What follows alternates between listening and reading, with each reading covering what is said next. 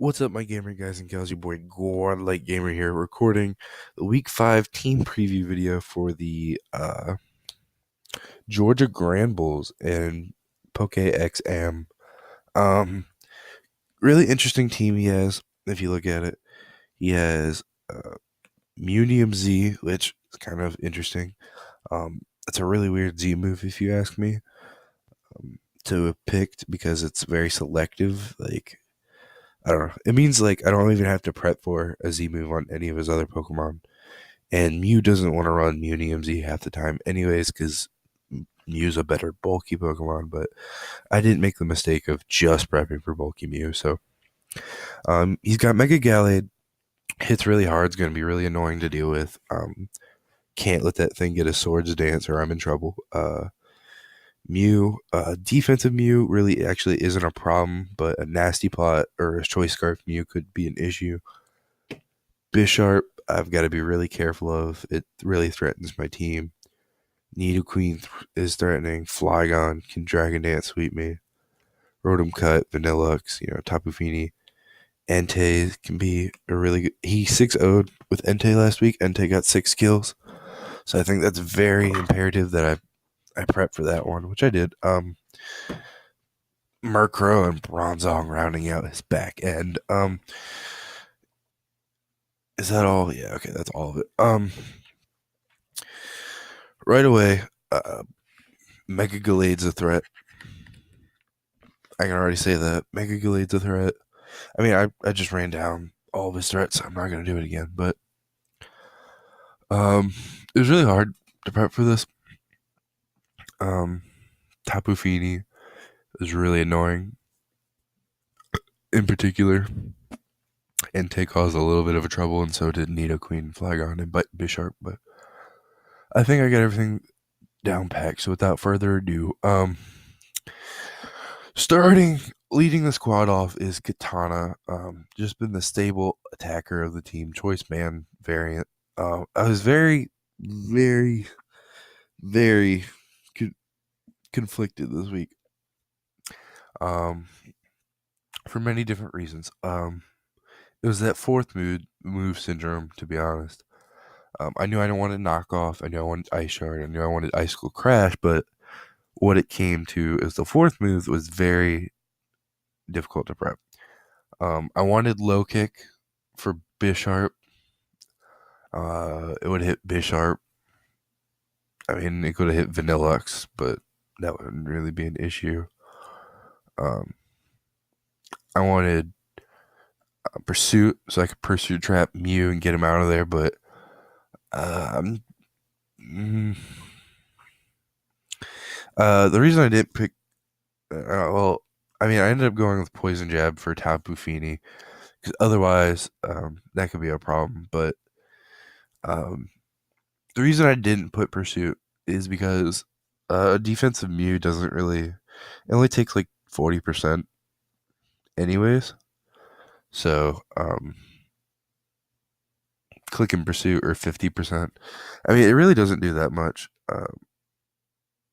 And being locked into it, say he didn't switch and he nasty plotted up or something, I could be in a lot of trouble because he could take, like, prime example, he could be a Colbur Berry set, nasty plots up, and then vacuums waves me in the next turn and I'm fucked. Does Mew get vacuum wave? Hold on. I just thought of that.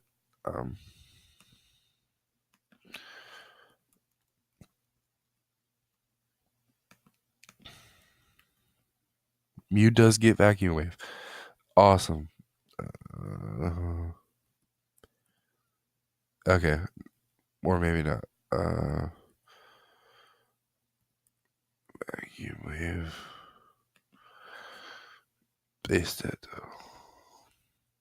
Mew does get vacuum wave. Awesome. I've got to be careful of that. He very well could bring that. That's just another point to being where Mew you can switch in on Weavile, and I don't know if I actually want to stay in on that, to be honest. Mew does do a lot this week. Mew 2-hit KOs Mega Gallade. Oko's non-defensive Mew and fucks up defensive Mew with a knockoff. Um, Knockoff is 2-hit KOing Bisharp, but I gotta be careful because Iron Head fucks me up. Ice Crash KOs Nidoqueen, Ice Shard, Oko's Flygon, Ice Crash, Oko. You get the deal. You know, I'm 2-hit KOing almost everything on his team without without much trouble. Nothing. The only thing, the reason I picked Poison Jab over anything else is because I can 2-hit KO everything with that set. With this set here, with this set, I can 2-hit KO everything. If I were to bring Low Kick, yes, I Oko Bisharp, but then I don't 2-hit KO Tapu Fini. If I brought Pursuit, yeah, it would help me with Mew, but I don't think that's going to be necessary anyways, and I don't 2-hit KO everything. So that's just the beauty of bringing Ban Sneasel. It's just going to 2-hit KO everything. That's what we want. Next up, how could you think he's not coming?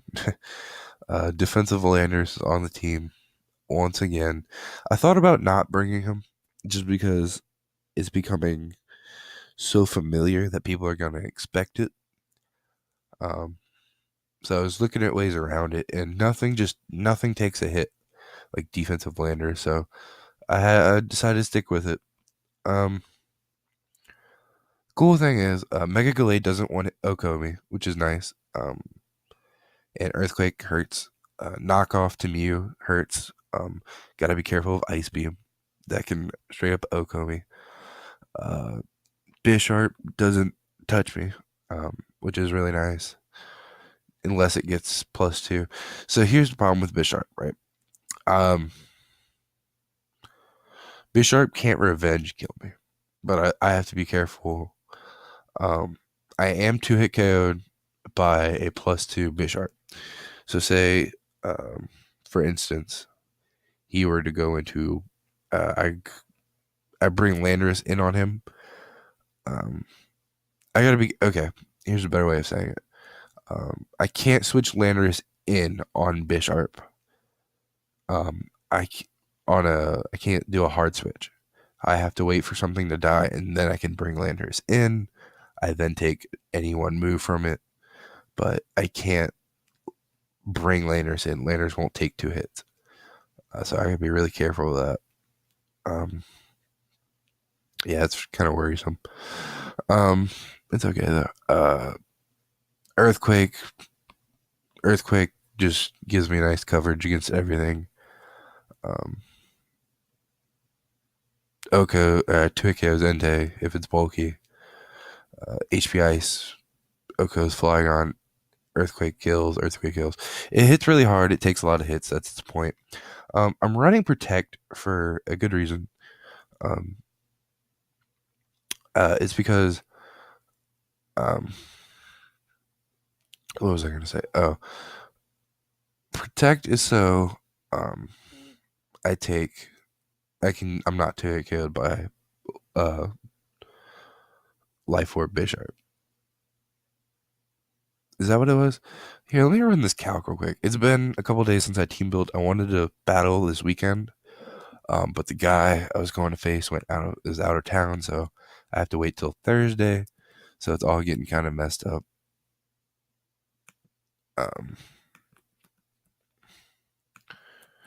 Bisharp. Okay. +2.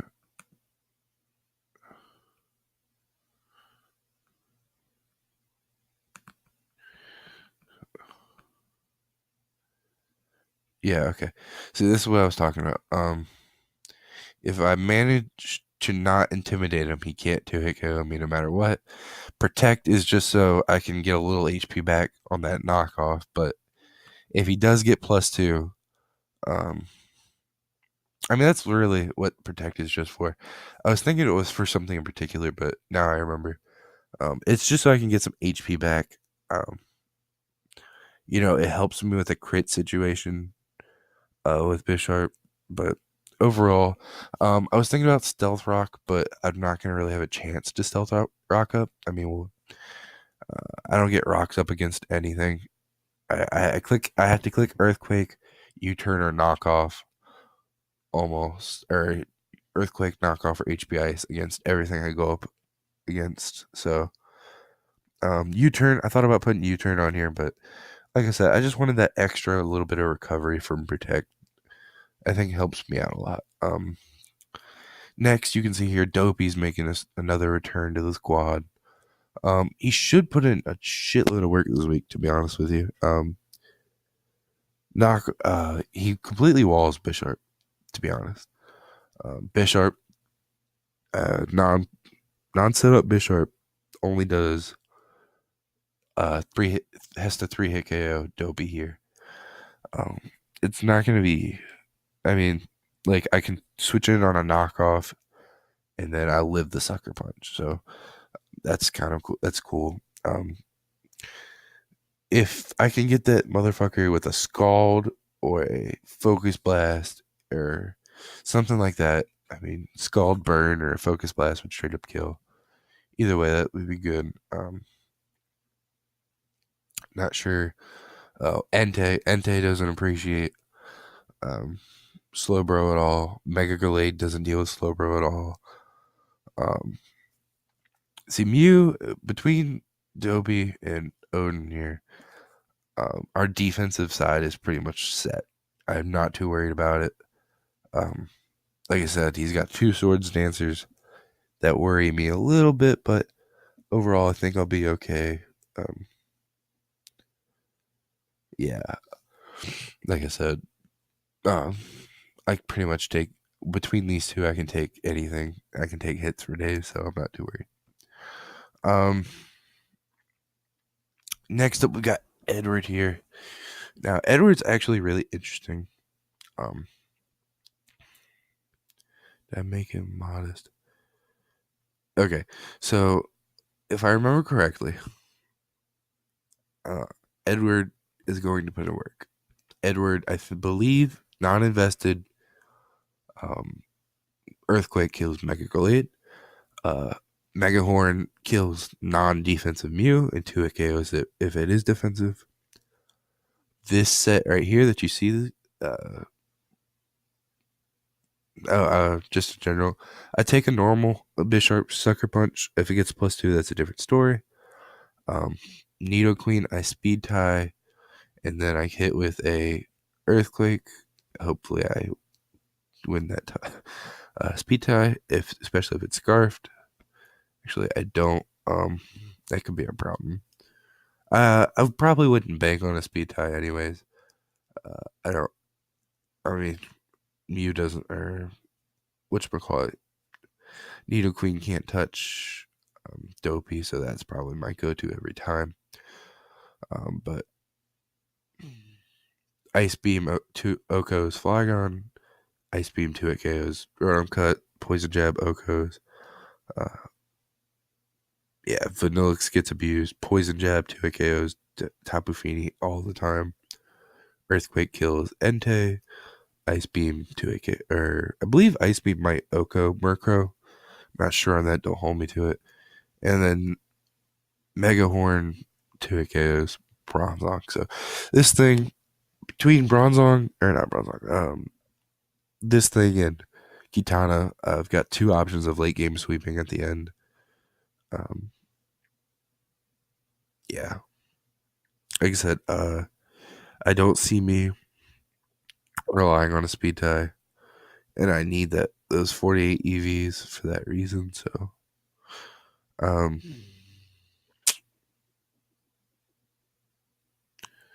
yeah, 48 EVs guarantees me an Oko against Flygon. So I kind of have to leave it. I don't really like it, but I'll just have to play and I'll just have to see if he's Scarf.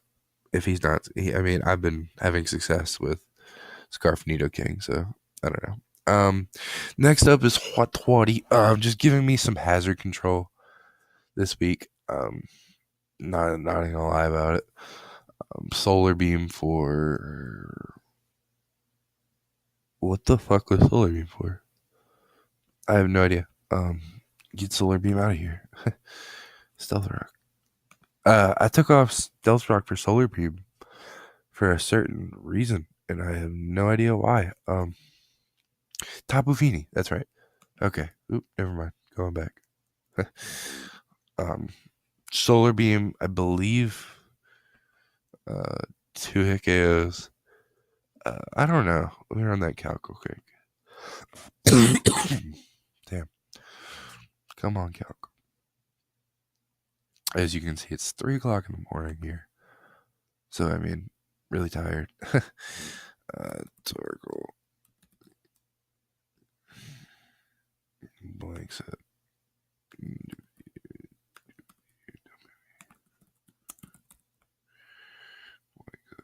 Okay, so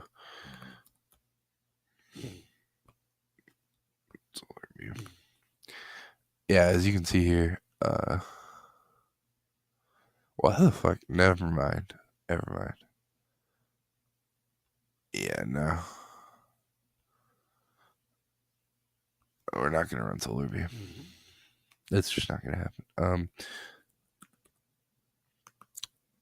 We're just gonna run rocks. I was thinking Solar Beam had to 2-hit KO at least, but it doesn't. So no point in running it. Anyways, this thing is just for mostly hazard control. I mean, Fire Blast in the sun fucks up a lot of his Pokemon. Earth Power puts in work on Entei. Between Fire Blast and Earth Power, Bronzong, I hit Bronzong for a 2-hit KO if it wants to come in on me. Yeah, I mean, Tapu Fini's really his only answer for this thing. I mean, that's all right. That's cool and everything, but like ideally, what would happen is I'd get up rocks. He switches into Tapu Fini to defog, and that's when I get to go something like I don't know, Nidoking, and just hit something really hard, or I get to go Sneasel and just hit something really hard. That kind of thing. But yeah. Lastly is my boy Goku here. Goku is a very interesting member. I was playing around with this guy. I had Magnezone here, but for Bisharp and for Bronzong, but I was really worried about bringing because of Brick Break on Earthquake and Brick Break, and it just didn't seem right. Magnezone didn't really seem like a good fit, to be honest with you. I was running some calcs and a sub bulk up Salic Berry set. Sub Salic Berry, bulk up, Flare Blitz, I don't know, Earthquake or Rock Slide runs through his team, but that seems really gimmicky, and I don't know if it would really work. So what we did is Flare Blitz 2-hit KOs everything on his team. Besides Entei, which gets a 2-hit KO from Earthquake. Also, he might try to pull some heat proof shenanigans with Bronzong. If I find that to be true, Earthquake just kills, so not too worried about it. So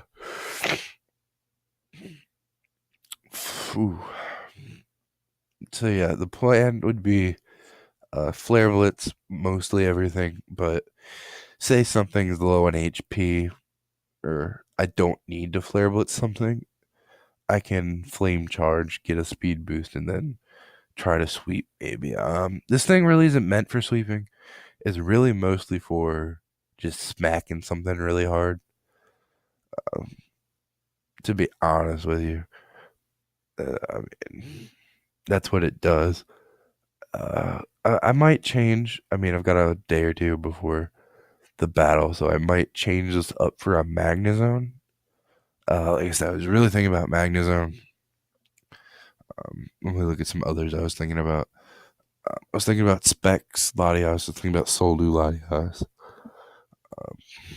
Magnezone was a good, like I said, considered Togetic for. I mean, really didn't. Pukumuku, because he has so many swords and dance users.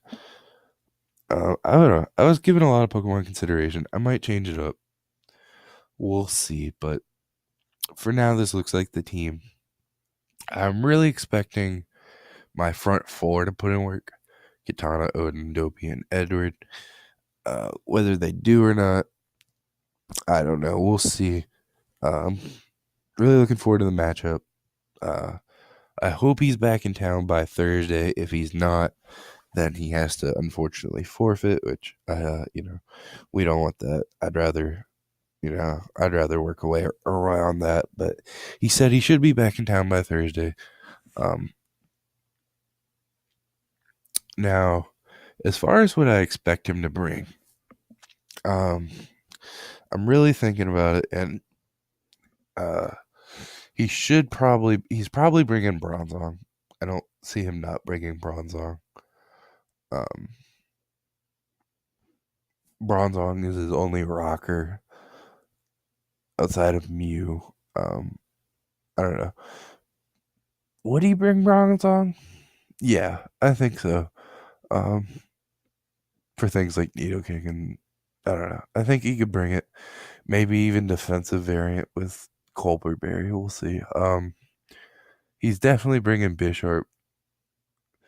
So Bisharp Bronzong, Mega Glade's probably coming. I could see Rotom Cut. I could see Vanillix coming. Nidoqueen. I'll put it to you like this: the only thing I don't see coming is I don't see Murkrow coming at all. I don't think Flygon's coming. I don't.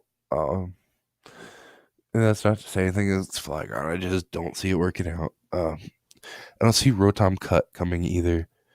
Um, but I don't know. He kind of has to think about bringing Rotom Cut because, say, he doesn't, and he just brings Gallade. I don't know. Rotom Cut is the only thing that prevents me. I don't know how to say it. Okay, Rotom Cut is the only thing that punishes me from not, especially investing in Slowbro, uh, Leaf Storm or Thunderbolt, Specs or Life Orb, 2-hit KOs, um, Slowbro. So, like I said, he, I mean, he might bring it, he might not. I don't know. There's a couple things. He's got a really well balanced team, I have to say. Um, I'm looking forward to facing him, and I hope you guys are looking forward to watching. So, yeah.